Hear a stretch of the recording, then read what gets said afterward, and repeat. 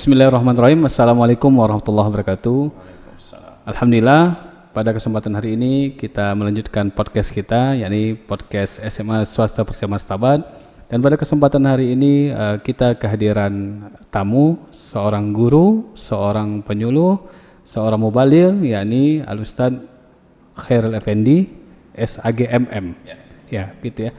Langsung saja teman-teman sekalian, kita sapa beliau. Assalamualaikum Pak Ustadz. Waalaikumsalam warahmatullahi wabarakatuh. Apa kabarnya Pak Ustadz? Alhamdulillah. Selamat datang di podcast ini ya. Ini podcast SMA Persiapan Setabat. Ini kita masih awal-awal perdana mengadakan podcast ini bertujuan untuk mengedukasi, memberi pengetahuan tentang pendidikan, mengenalkan sekolah dan lain sebagainya. Kita gunakan sarana ini untuk berbagi kepada seluruh pemirsa dan seluruh masyarakat dimanapun berada. Sebelumnya apa kabar Pak Ustadz? Sehat ya? Alhamdulillah sehat walafiat. Bagaimana lihat kondisi pendidikan saat ini? Kita berbicara tentang pendidikan ya, karena ini dunia sekolah, dunia pendidikan. Jadi saya kepingin kita berbagi kepada pemirsa, kepada kita semuanya untuk bercerita tentang pendidikan menurut Islam. Terutama saya mengangkat sedikit daripada Al-Quran Karim. Bismillahirrahmanirrahim. Yarfa'illahil ladzina amanu minkum wal ladzina utul ilma darajat. Tentu orang yang menuntut ilmu itu akan tinggi derajatnya. Ini kita akan berbicara sedikit. Baik, Assalamualaikum warahmatullahi wabarakatuh.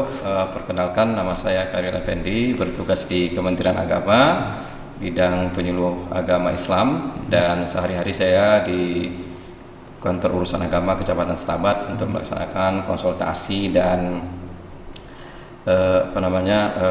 bimbingan calon pengantin yang mau menikah. Di hari libur biasa saya juga tetap mengajar, khususnya ya di sekolah kita di persiapan ini pada hari Sabtu biasanya, karena memang mengajar itu tidak bisa saya tinggalkan. Sebagaimana tadi Ustadz mengatakan di surah Al-Mujadalah ayat 11 itu kan, bahwasanya menuntut ilmu itu sangat penting karena derajatnya sangat tinggi sekali di sisi Allah Subhanahu wa taala. Berarti selain di kantor agama, juga guru dia sekolah ini. Menurut Pak Ustadz nih, keadaan pendidikan sekarang ini, kita langsung saja. Pendidikan sekarang ini bagaimana? Ataupun bagaimana dengan menghadapi zaman ini, murid-murid, pendidik dan peserta didik, bagaimana menurut Pak Ustadz keadaan saat ini? Ya. Kalau pendidikan secara umum sudah baik karena memang kan terus berkembang. Itu dari sisi pendidikan. Yang jadi masalah adalah dari siswa didiknya. Itu kalau kita lihat perkembangannya sangat luar biasa, mungkin juga terkait dengan perkembangan teknologi.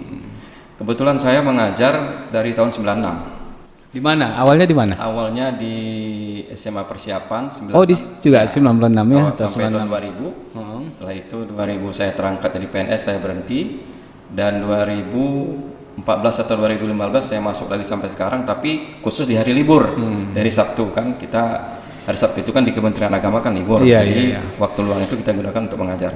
Kalau dulunya saya itu mengajar di pesantren Ummul Quran, kemudian di beberapa sekolah ada namanya Man Persiapan dan sebagainya. Bahkan pernah mengajar sebagai mentor di LP3I Medan. Oh, mentor di mentor LP3I. dulu, ya, itu dosen apa hanya sekedar itu aja? Semacam dosen juga, tapi nggak lama, hanya 1 tahun. Jadi kalau melihat perkembangan pendidikan secara umum baik. Masalahnya adalah generasi kita yang saya kira terlalu dimanjakan dengan perkembangan teknologi. Terbukti kalau selama ini kita mengajar, kalau dulu apa yang disampaikan guru itu kita tulis, kita pelajari. Kalau sekarang ini sepertinya karena itu tadi digitek, ada semuanya dalam HP, sehingga untuk menulis itu sepertinya sudah agak berkurang. Dan itu terpengaruh juga dengan perilaku. Perilaku dengan banyaknya melihat HP tersebut. Artinya dengan perkembangan digital ini rasa anak untuk menulis, untuk membaca itu menulis lah terutama katakan, itu mungkin berkurang. Padahal dalam Islam disuruh ya untuk menuliskan. Alamul insana ma lam ya'lam, itu berarti dia mengetahui dengan kolam itu ya kan. Kemudian dari sisi baca, Iqra bismi rabbikal ladzi khalaq. membaca sudah mulai berkurang. Kalaupun membaca tidak dari sumber seperti kalau kita kan buku. Nah, mereka lebih kepada Google gitu kan. Gitu. Kemudian Yang sumbernya pun belum tentu pasti itu terjamin ya. Pasti banyak perbedaan. Maka kalau nggak pandai memilih dan memilah itu susah sekali. Kemudian tadi masalah menulis. Kalau kita misalnya kalau kita kuliah itu kan ada metode penulisan. Kalau kita belajar bahasa Indonesia bagaimana titik koma. Kemudian pertama misalnya huruf besar. Kemudian bagaimana dengan cara membaca, jedanya di mana, kemudian ada intonasinya. Kalau saya perhatikan perkembangan anak-anak sekarang ini semacam mengeja jadinya, mengeja terbata-bata begitu. Itu baru membaca yang sifatnya tulisan Indonesia. Bagaimana dengan masalah Al-Quran? Berarti bisa jadi perkembangan digitalisasi ini salah satunya bisa jadi dengan digitalisasi ini salah satunya yakni mengurangi orang untuk menulis lah ya. Apakah itu suatu kemunduran atau kemajuan? Ya, Ustaz? macam mana kita bilang ya? Memang dari sisi teknologi kita ini maju, tapi karena tidak dibiasakan juga untuk menulis hal-hal yang seperti itu, bisa juga dianggap kemunduran dari sisi itu ya. Misalnya kalau kita dulu belajar ada namanya belajar menulis itu halus kasar, bagaimana menulis yang indah. Saya pernah dengar suatu pepatah, jika engkau ingin dikenal penduduk dunia, maka membaca. Jika engkau ingin mengenal keadaan dunia, membacalah. Dan jika ingin engkau dikenal ketika engkau mati, menulislah. Benar ya? Betul, itu ada kata-kata dari Ustadz Abdul Somad itu. Saya kurang apa. Jadi itu yang sangat kurang sekarang, apalagi kita sekarang ini era memang harus ya digitalisasi, tapi maunya juga yang sistem yang lama-lama itu jangan juga ditinggalkan. Artinya kalaupun memang harus juga menggunakan ini, harus pandai memilih dan memilah, ya kan? Kalau dulu kita tadi yang saya sampaikan ada cara menulis dengan baik itu ada pelajaran halus kasar, nulis itu, kemudian titik komanya. Ini kadang mohon maaf cara membaca saja pun masih ya jauhlah seperti kita dulu.